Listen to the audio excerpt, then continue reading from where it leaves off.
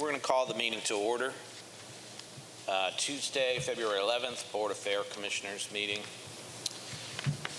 I guess I will read the appeal. Well, no. We're going into executive session, so the way the agenda reads, I'll read the appeal when I come back. So we're going to duck out for a minute, and we'll be right back. Thank you.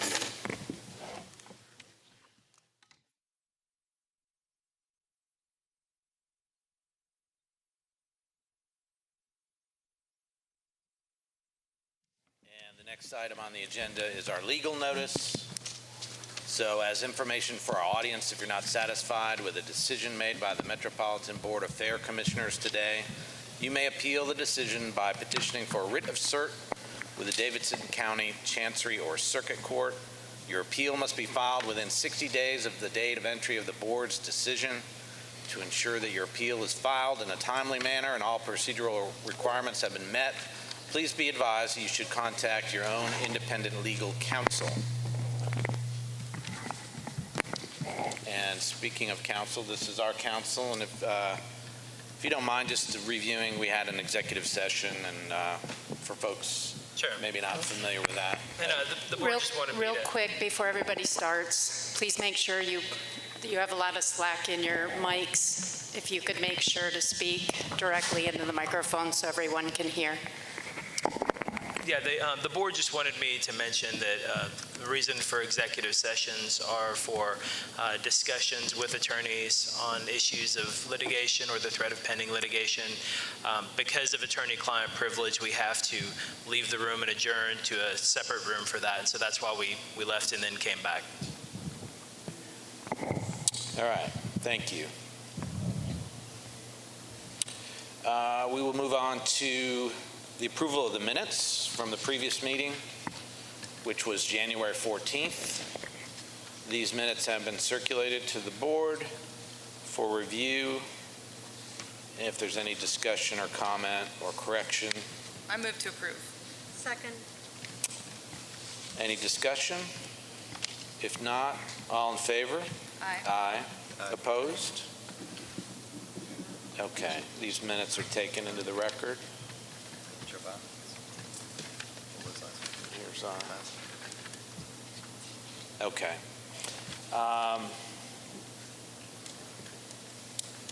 Public comment time. If there's anybody who wants to be recognized for public comment, we have a podium here with a microphone, 3 minutes.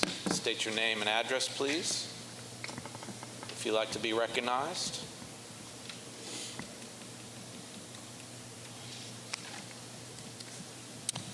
If there's no public comment, then we will move on to the monthly reports. First is financial report. Felicia Bowman. Good morning. Good morning. These are the financials for the period ending January 31st, 2020. Revenue, $1,647,812. Expenditures, $1,801,920, for a net loss for that period of $154,108. Depreciation for that period, $150,210. The breakdown of expenses are as follows: payroll, $861,850. Utilities, $332,594. Purchase services, $79,829. Supplies, $64,822. Communications, $13,606. Temporary services, $85,364. Security services, $82,258. IT services, $65,826. Insurance permits and low cap, $215,771, which makes up the $1,801,220. Any questions? Anybody with questions, comments? Thank you. Thank you, Felicia. Executive Director's Report, please.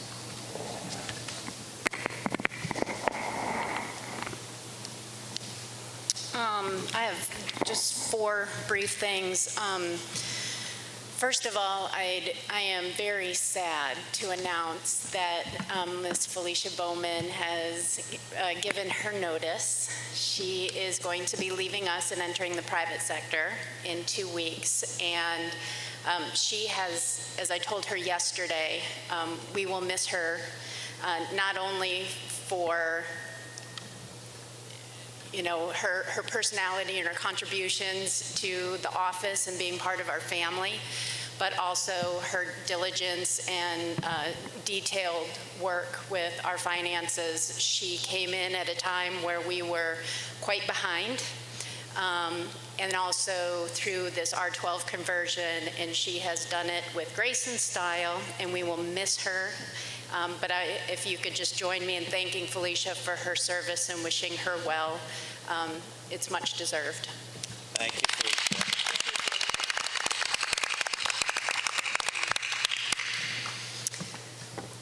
So needless to say, we're going to be launching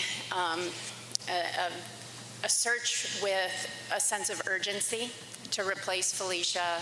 We just entered into our budget season, so time is of the essence to get that position filled, to take us through. I know downtown will provide us with the assistance that we need during the transition.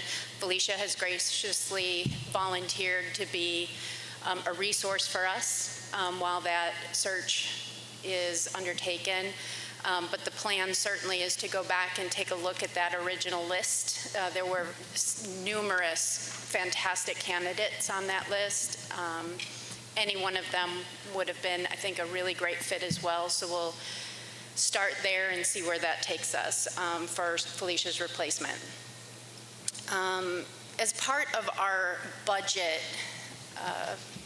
we are doing a couple new things. We actually have a meeting after this with representatives from the Mayor's Office and Office of Performance Management. We have all been asked, all the Metro departments, to come up with some metrics. It's probably the first time that we've actually sat down and actually listed out all the things that we track.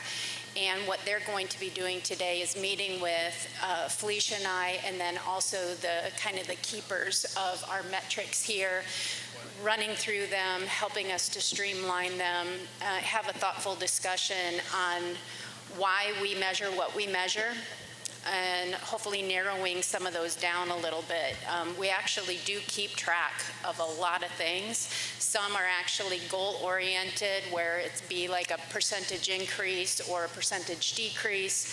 A lot of it also is used for trending, so we can kind of analyze business practices, and so we look forward to that discussion.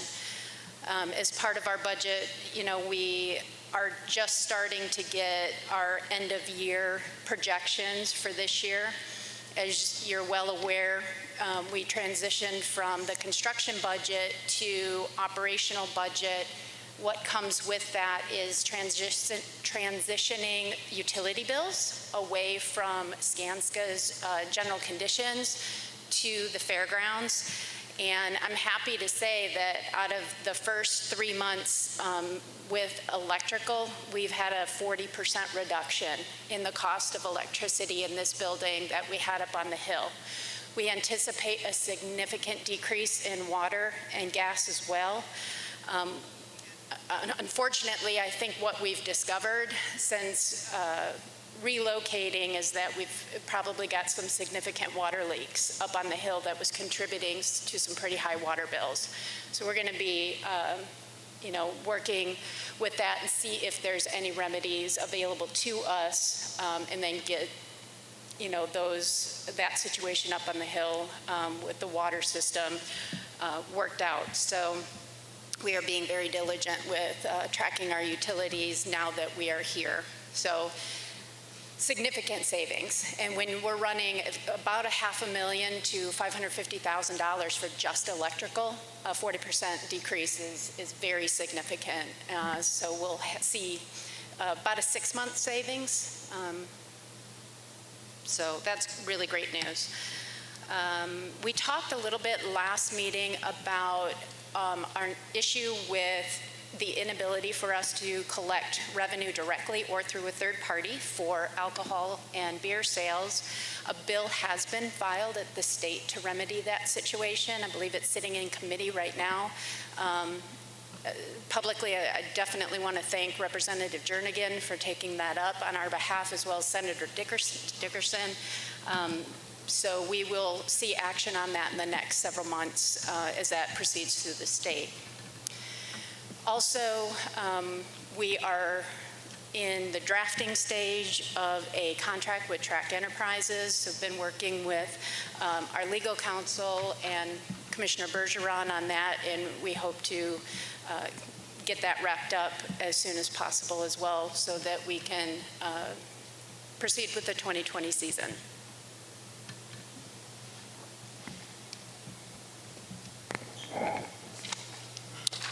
Any questions? Anything else? Commissioner?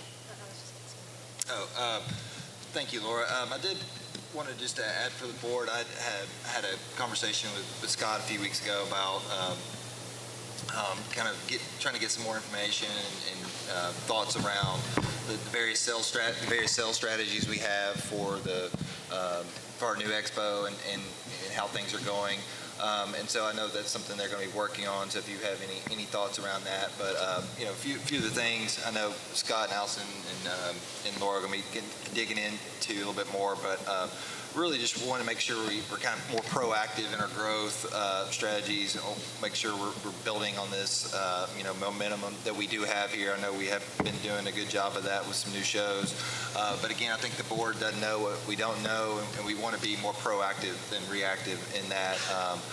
From talking with some of the staff, I know we're not utilizing the CRMs as best as we could. I know just from thinking from a board perspective, I know that's something I've been dealing with in my own personal business, and knowing how we do our business, I think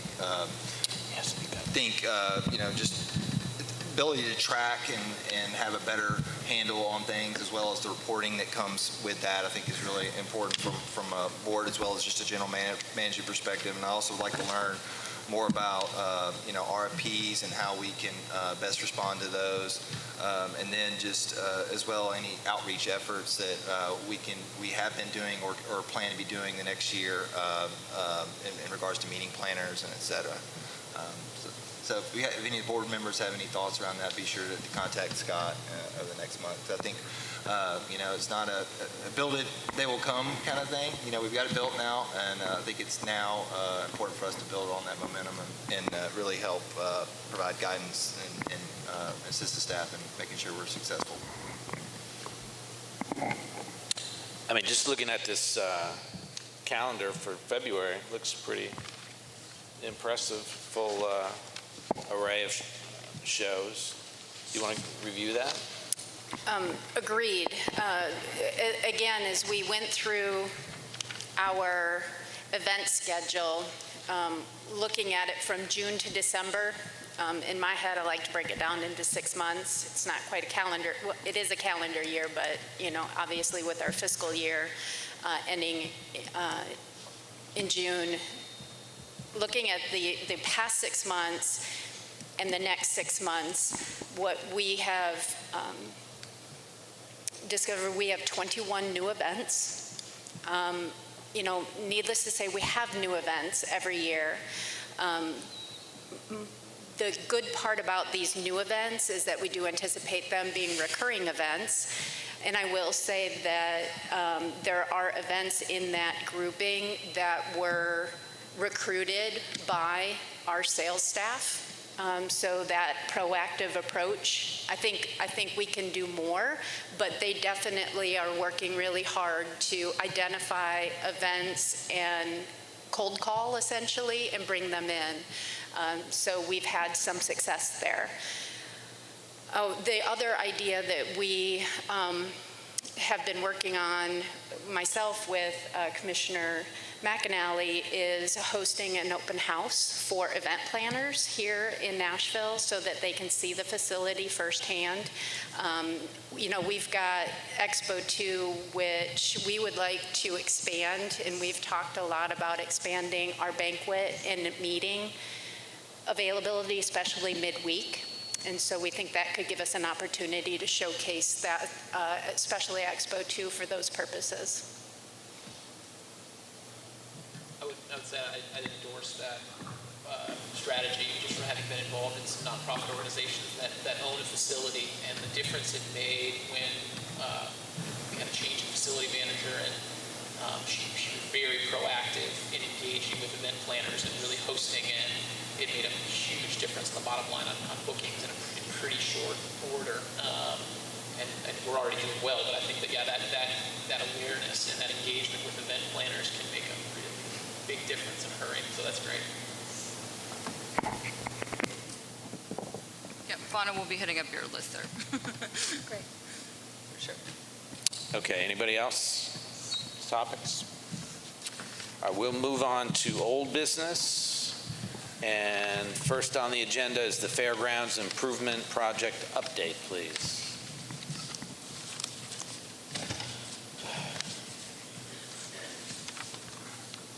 Good morning, Ed.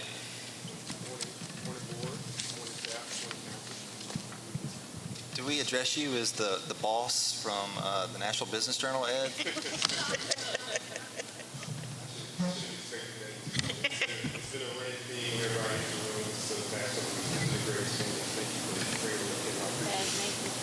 Make sure you're really close. We tested it, worked awesome before the meeting. I'll make sure I stay close here. So I just want to Felicia, it's been a pleasure working with you. Thank you. Thank you for all your time to stick up with me. One item of information for some of our great utilities. Just want to mention how we said general issues that are general requirements and the contract for accuracy. Wanted to correct one question of the news and rate, so that this one I'll be walking through budget dashboards which have in the packets. We need a printing colors which have rules or start with one in blue.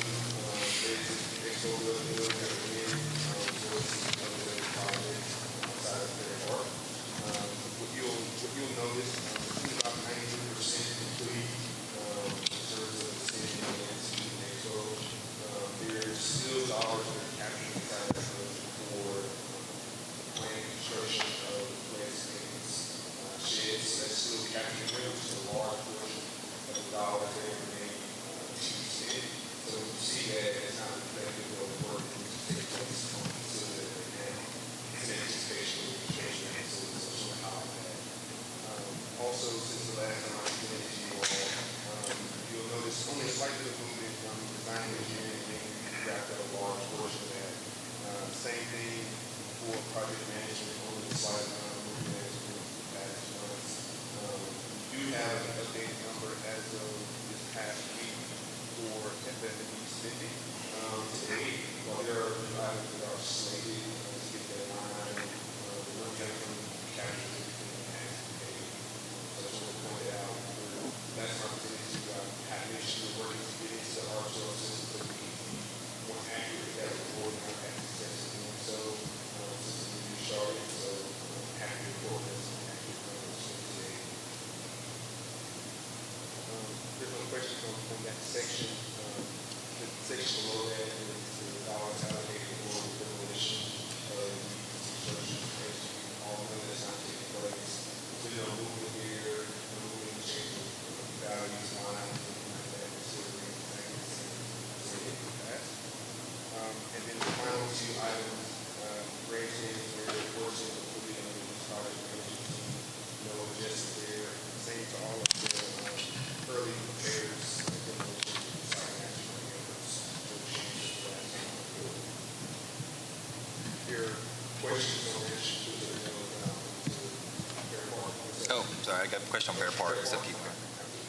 We'll maybe I'll address it, if not, happy to September. What you'll see there, again, 93% complete there, we're back in the phase one fair part, which you have in front of you, the budget details, essentially the funds to cover the scope of demolition of the building, as well as place it back to the park, like say, anticipated timeline that is 12 to 16 weeks, depending on weather reports, got to look like we've had today, and Saturday, a little bit rough, and still like timeframe. The dollars that are there within construction will cover all of the costs that we expect to have at that time. So we don't expect to hit any bumps or hit any anticipated cost that will be outside of that. So we feel everything's within budget. We should have a line item there for design and engineering. We've spoken with the design team, gotten updated cost proposals for them to cover us to get through the finish line for that work. So again, within budget there and feel comfortable. Same is there for the project management and related expenses, as well as there is a project contingency of just over $30,000 in case there are uh-ohs or any things that may come up along the way. So just wanted to give the board some comfort with the scope and the budget to close that out. And one line item that is new that you did not see last time, just wanted to capture that, is in the FF&E. About $9,000 was spent, not of the fairgrounds money, but of the parks money that was remaining in the budget. They utilized those funds to acquire soccer goals for the soccer fields, which will be active this year. So just happy to report that. That was my question. There you go. Thank you. Awesome. Any other questions? Do you know when they'll be delivered, or any update on that? I know the order's been placed. In terms of when they'll actually be delivered or, I guess, installed for use, I do not know that, Caleb. I can find out and make sure we communicate that to Laura. Yeah, appreciate it. Okay, Thank we'll you. do that. And related to that, we do have a meeting with Parks, I believe it's next week, to discuss scheduling. So with the benefit of the full year, it's going to be kind of online to be programmed and everything. So it's kind of everything's going to plan with the soccer fields happening. I know that there were some strange media reports saying that soccer fields aren't happening last year, but with the full benefit of the schedule, it's all going forward with soccer fields and parks program, correct? Correct. Great news.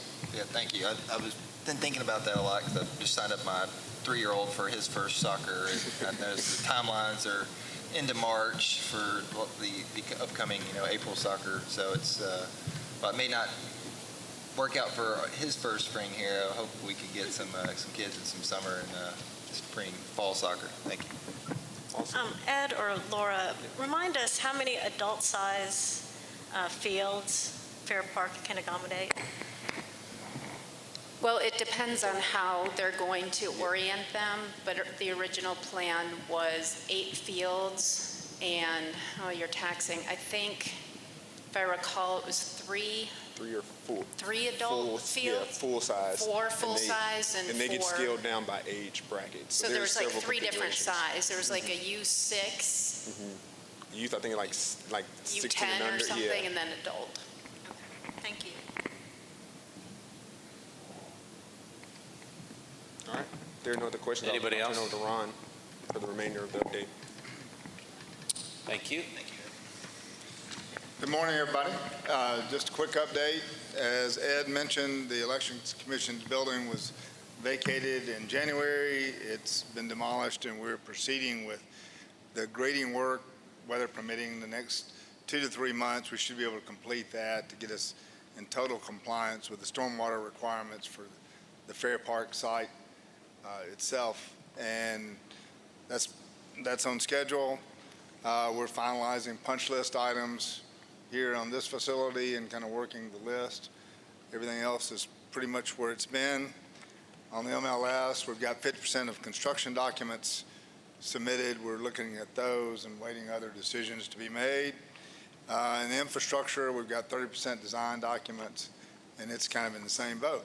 So that's the short version of where things stand. Any questions? Okay, thank you. Thank you. I have any questions, but I think the board should have a little bit of discussion about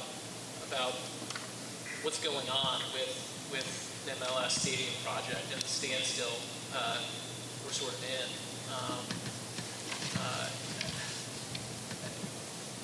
At least, I'd like to say that we went through a really long process to get through that. It was a public process. It went on for many months. It went on. Somebody can hear me, so I'll try to do that. How's that? I'll set it over.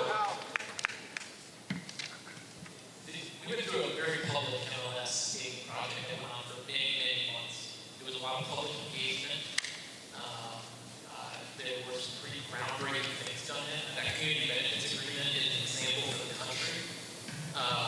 And the great work that Stand Up Nashville and a lot of our public advocates did on that. It is vital and important.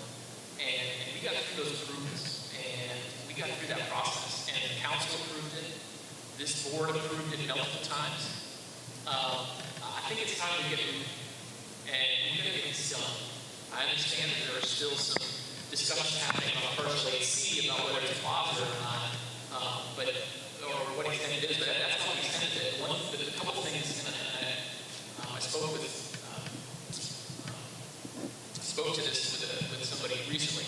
The pieces that we can't hold us up is that we're nowhere near improving any racing field. There's been no public process. There's no funding. There's been no good faith engagement by SMI. After I had 2 meetings with them last summer, they went back in hiding with their lobbyists, went back behind the scenes. That's not good government. That's not public. And so we're a long way off. And frankly, after the way SMI has conducted themselves, we're further off from racing. That process needs to go from a public vetting, and there's been nothing to do with this. And SMI has already repeatedly told me they don't need parcel A and C. And the mayor's office isn't even really saying that parcel A and C is for racing. So there's a really small piece here. But I think that the board, as a board, we should send that message. So I'm going to make a motion for just a resolution that the board encourages the mayor's office to commence with the MLS Stadium project as soon as possible. Second for purpose of discussion. I appreciate the second for purpose of discussion, and I'm happy to reword that or work that. But I do think that it would be good for the board to make some resolution, some statement in that regard that we need to get moving on a project that was vetted in a very open and public manner and passed and should begin.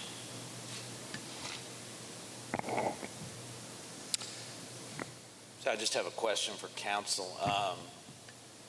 This isn't.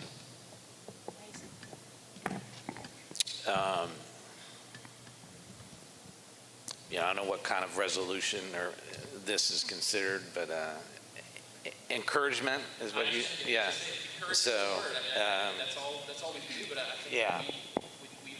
We've been in the middle of it. We've been in the middle of it the whole time, and this board has put a lot of work in, along with a lot of other people in this community who put work in on an approved plan, and I just think it would be good for us to sort of make that encouragement and that resolution. So my question is it proper without a month's notice that we can have a resolution of this type? I think that it's been appropriately noticed on the agenda for this motion to be made. Okay, so we're in motion and a second. Do you want to rephrase it? Not right now, but I'm happy to listen. If anybody else has a suggestion on the exact wording, I'm more than welcome. I think it would be good for us to send just some message of encouragement for the process to complete itself, and I'm happy to listen. So we're in a period of discussion. Thank you, Mr. Chairman. Thank you, Jason. I was thinking of doing something similar to that.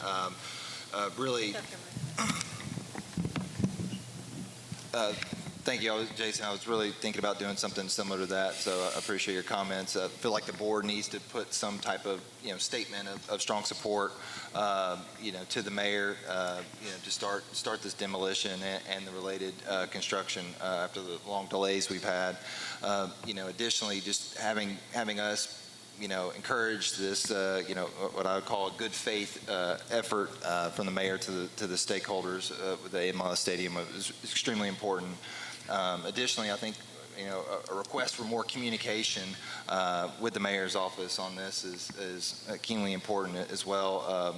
Reiterating all, much like you mentioned, all of the years of hard work and public input that we have done on this project.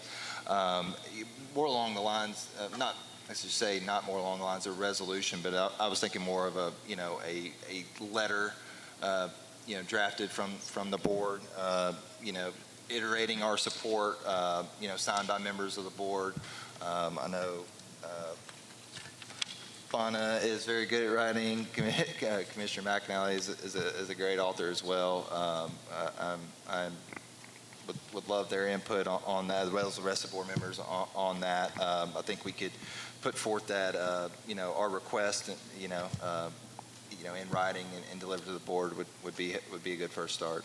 I agree. I like the idea of a letter. I also would like to include in that letter that while we have been very involved in that process, that at least for me, my main goal was to be a steward of this property in that process, that we did these studies and built these buildings to deepen the community, the Fairgrounds community, and to try to bring the facilities up to better standards and provide a world-class event space. So I just want to include that as well, that it's not just about soccer, that we that we have been stewards of this property and performed our responsibility.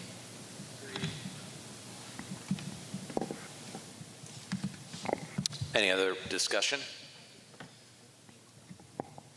I agree with my fellow commissioners.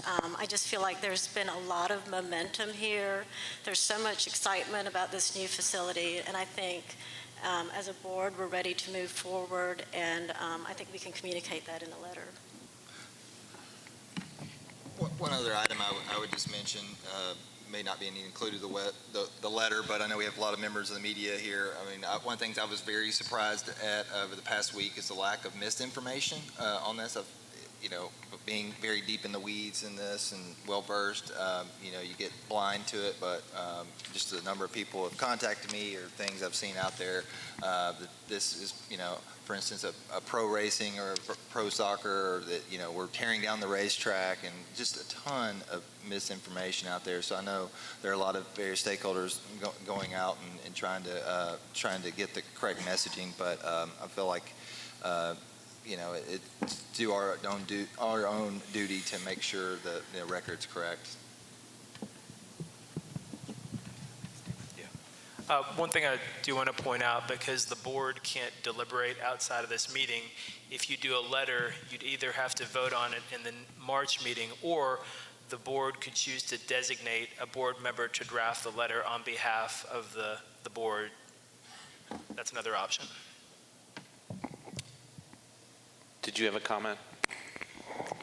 I just wanted to notify in public the notion of communication with the mayor's office. I did meet with the mayor's chief of staff yesterday, and it was a very encouraging meeting.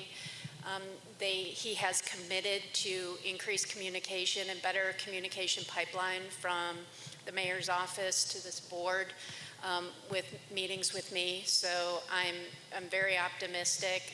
While I didn't learn any new information, I do feel that, that effort to increase that, those discussions will be improved in the coming weeks.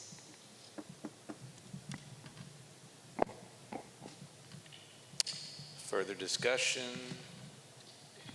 I would just reiterate again, I would ask that whatever we get to on a letter, great with that, although that slows things down, although I'm happy we've made a lot of public statements. I think there's a pretty broad consensus that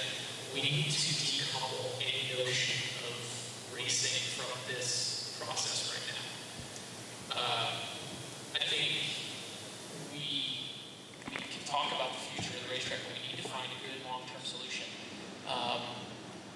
for racing, but that process hasn't even started because SMI has failed to engage, and I have strong doubts about SMI being the right partner absent a real course correction from their behavior. But we need to decouple that because that process hasn't even started. And if that process does start, we can worry about that, have the same public discussions. Whoever the partner is in that can start talking to Stand Up Nashville about a community benefits agreement and providing more community benefits and all of that.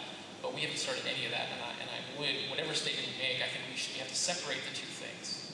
And when that process starts, we will go through the same diligent, open, honest review of that process, but it hasn't even begun, and it can't sort of be flung in here. And I do want that, whatever we come out here today, I think we need to separate the two things. The discussion has seemed to have drifted to a letter, crafting a letter.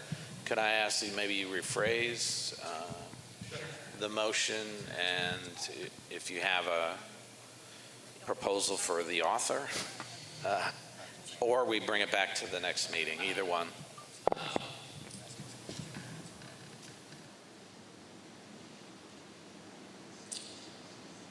Question for council.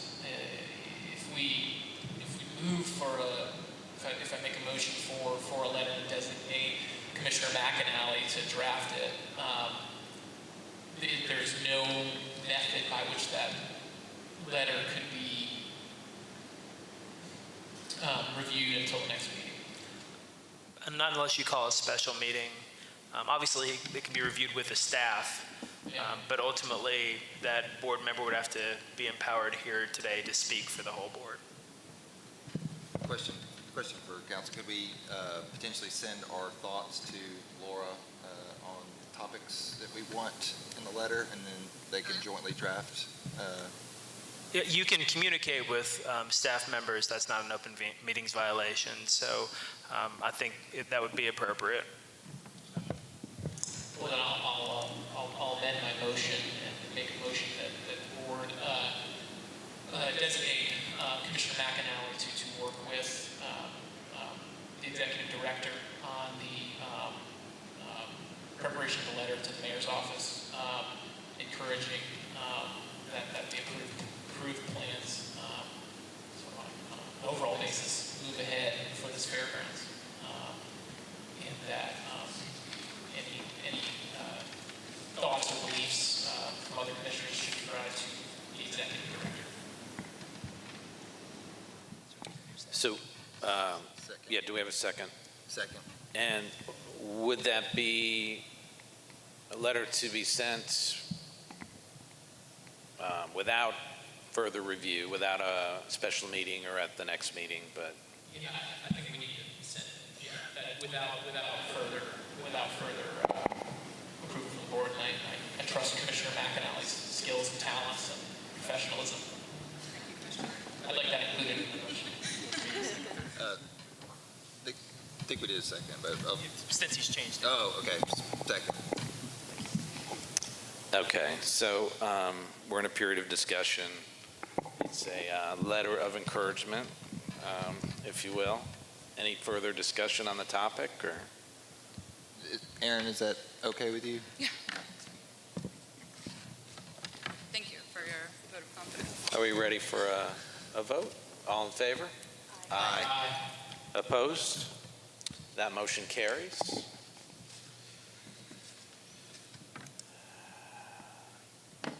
So the next item would be the contract with Formosa Productions. So as of yesterday at 4:30, that was the vacation date that was designated, the 90 days notice. We had notified Formosa Productions via email and certified mail upon the original direction of this board back in November of termination date of yesterday. On January 14th and 15th, we sent just a 30-day out letter, again by certified mail and to email, just reminding of the the termination date as of yesterday at 4:30, and the inspection and walkthrough. So myself and David Lewis and Scott Wallace did a walkthrough with Mr. Formosa yesterday at 1 o'clock to 2 o'clock, just documenting what and identifying what property was Metro property, what was owned by the Formosas. I will say that I'm not sure that they got out completely. There was a lot of personal property in the various offices and storage buildings down at in the infield. So I will need to just talk with him about how much was done in the remaining 2.5 hours of the day yesterday to see when that was, the rest of the belongings were going to be removed. And at that time, we'll have to do another follow-up once everything all the personal property is removed.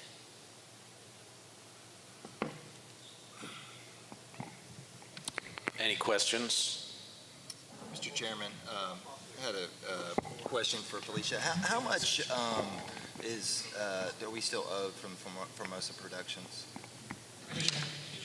It's a question to Felicia for how much the Fair Board is still owed from Formosa Productions. It's approximately $180,000. Okay. Chairman, I have a motion. Motion requests that the Department of Law take action to recover sums owed to the Fairgrounds as part of the terminated contract with the Formosas. Second. Do we have any discussion on that motion?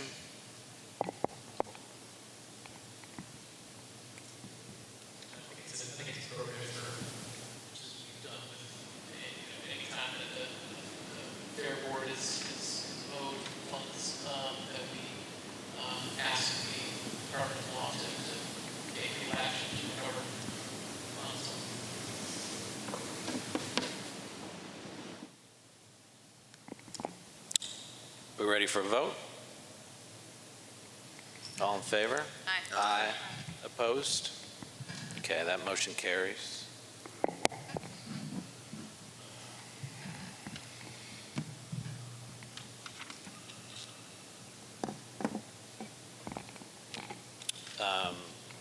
Council's requested a moment. To the board's notice, I don't believe the 90-day termination date was Monday. The notice under the contract with Mr. Formosa required the notice to be mailed or hand-delivered. That was not done until November 18th by Ms. Womack, and so I believe the actual official move-out date is next Monday, not this past Monday. In order not to create any additional problems, I would ask that the board take that into consideration, and they're moving out the property. I don't believe they realize. I certainly did not receive a copy of any sort of move-out letter, but the board give them at least a few more days to get their personal property out. I think there may have been some confusion, but I do believe the actual 90th day is next Monday. So I'd ask you to take that into consideration. Okay, thank you.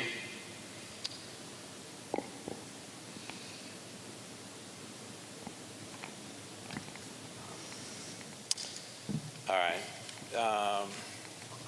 Anything else on this topic? Just one comment.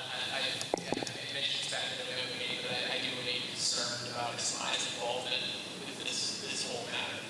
It's just this contract and what their involvement was, and that's concerning to me. And I'm going to keep asking questions of legal counsel to look into that. It's concerning. It's disturbing their involvement in this matter. All right, I'm going to move on to new business, but I think we've already covered this. The question of the demolition of the buildings on the hill, the old buildings. I think we've pretty much been through it. We know what we've read in the newspapers and other public comments, but hopefully something will be resolved soon. in a positive manner. So unless anybody else has anything on that topic, I think we can close that. I just want to say I appreciate Commissioner Henner's communication with the mayor's office, and I think demolition should go ahead. There's no reason demolition shouldn't proceed at all, and there's no reason to hold it up whatsoever. There can continue to be discussions that we're not involved with right now about soccer, but there's no reason demolition should be allowed to go ahead. And I really appreciate the letter Commissioner Henner sent to the mayor's office on that topic. Thank you. Just for the members of the board, just know I've not heard any feedback from that as of yet. Again, it was my hope that the demolition could start as a good faith, showing from the mayor to the various stakeholders, including the team and the MLS commissioner, that the site is shovel ready. Things are moving forward while communications and with the stakeholders are still ongoing. And again, it's my hope that we begin that demolition and start the related construction activities immediately. Laura, could you give us an update on the condition of the old buildings on the hill? Whether there's any utilities still connected, if there are any safety concerns, what the conditions of the facilities are? We've worked with NES to deactivate the electrical. They have removed the meters, and we have, like I said, de-energized those buildings. We ran into a little issue with the water, and we're working with our civil engineers on that. We had done when we shut off the water, we discovered 3 leaks in the system that go up rains. And so we've had to make some adjustments there and some capping, some unanticipated work, and have found that the water reversed. I'm sure David could probably explain a little bit better, but the water actually reversed through the system at that point, and we were still getting water into the building. So we think we have that issue resolved at the moment, but that is something we're making sure that is completely taken care of. And then, they are vacant, and except for some storage in exhibitors building, we're using that as temporary storage, as the rest of the buildings are cleared out. The water, I think Christy or David or others, or Scott, that knows the facility for a long time, has been an issue. Something in the pipes, there's been leaks here for decades, so getting some new plumbing up there would probably serve us well. So the numbers on the electricity, what was our monthly bill? Used to be around 40, now it's about 26. Yes, so in the past couple of years, like I said, it kind of varied between, of course, depending on winters, 500,000 to 550,000 a year for electric.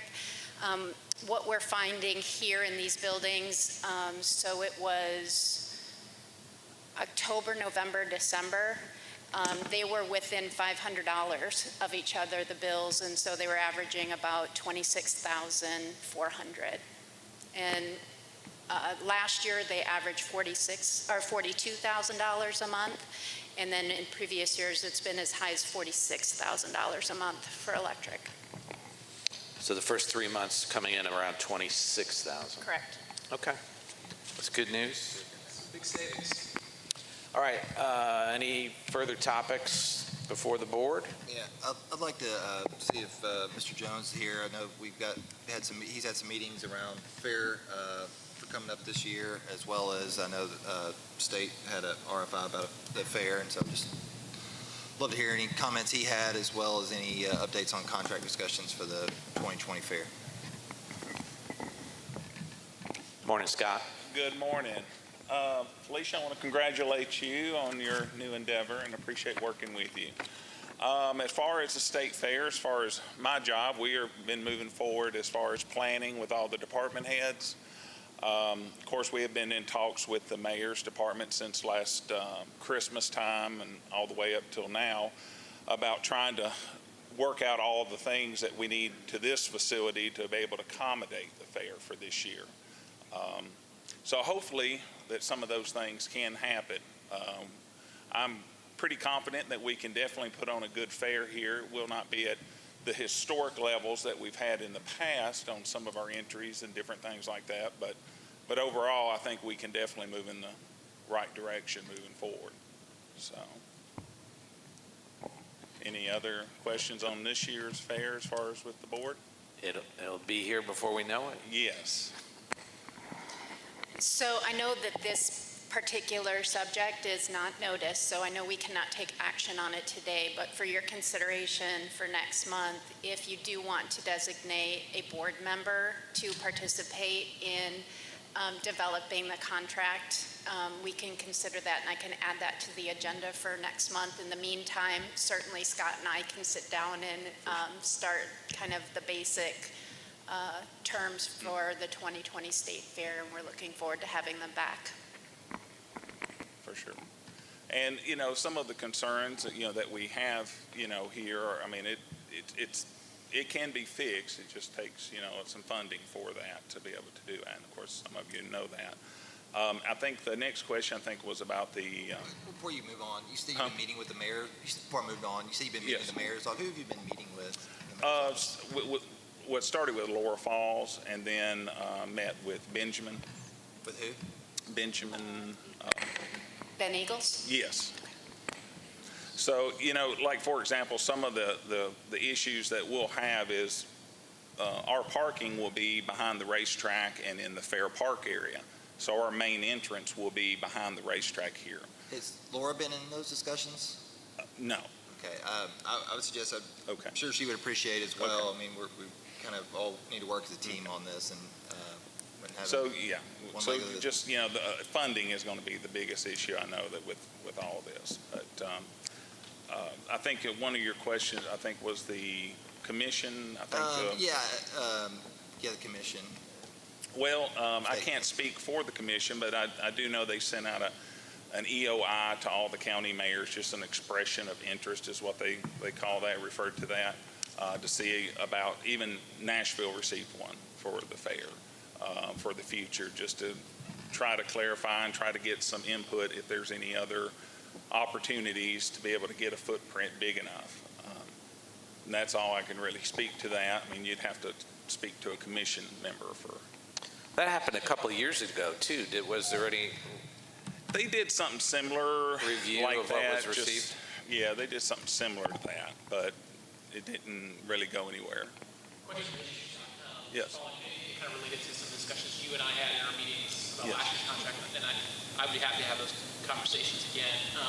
I think what it came down to a lot of times was trying to find that spot between the rental fee to the state fair, and then working on the footprint, but also what it came down to was finding a rental fee level that made the pieces all work, and that was always, I think that was a pretty big piece of it, wasn't it? It was at that time, but now, of course, we were dealing with buildings that we've been involved with for the last 50, 60 years. Now we're in a new facility there's a lot of unknowns.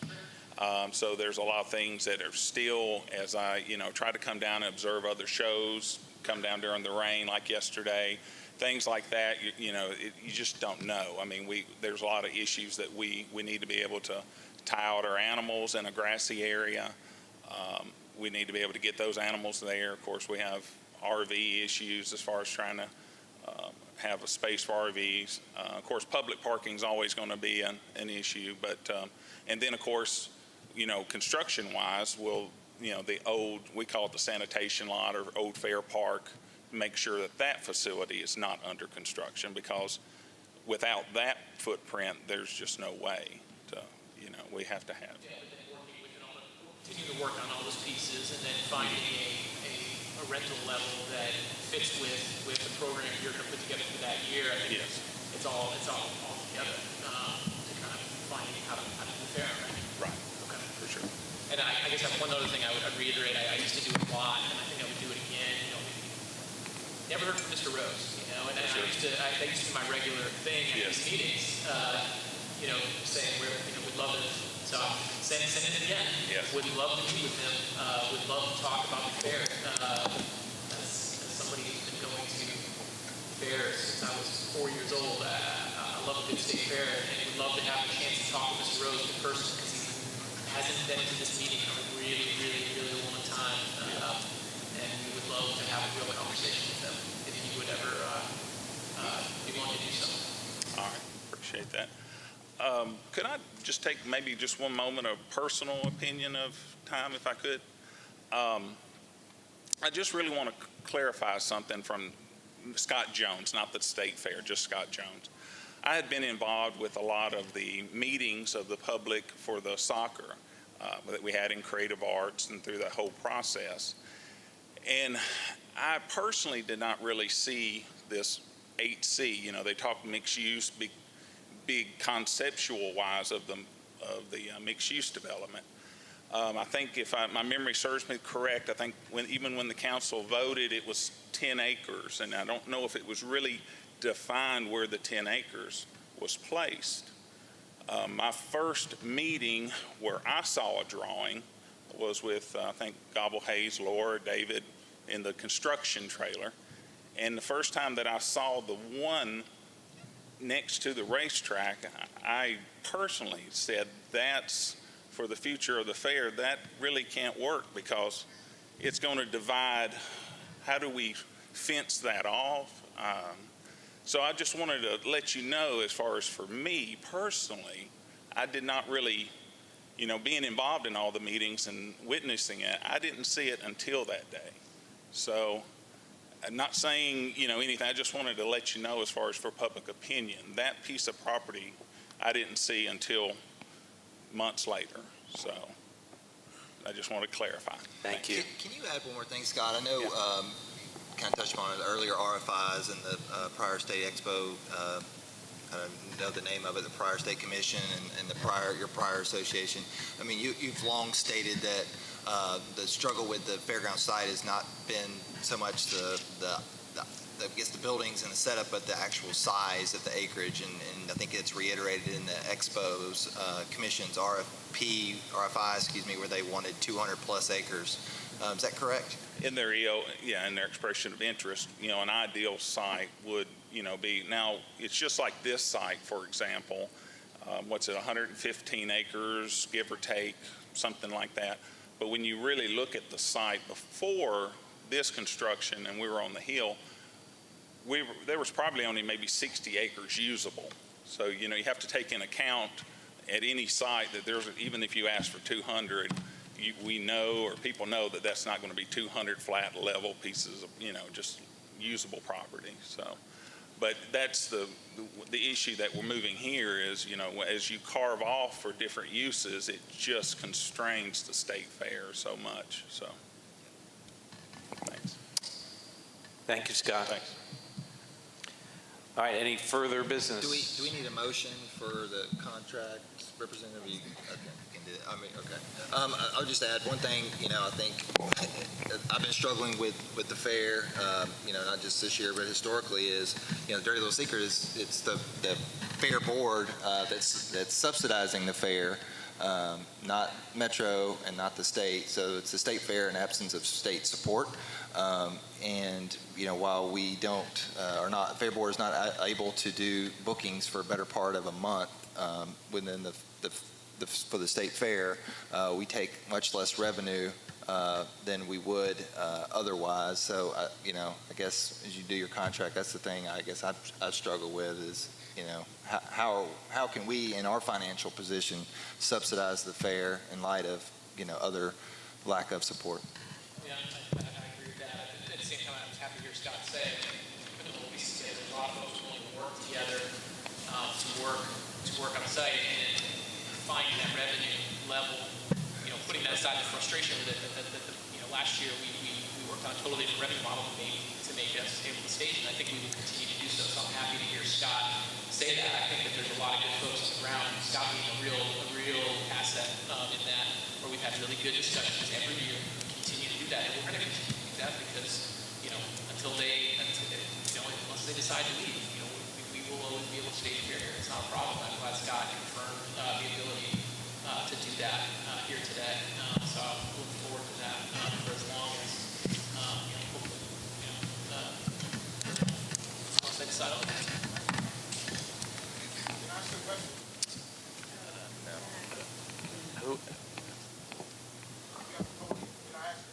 Well, we have public comments at the beginning of the meeting, sir. Yeah. Okay. Any other business before the board? Motion we adjourn. All in favor? Aye.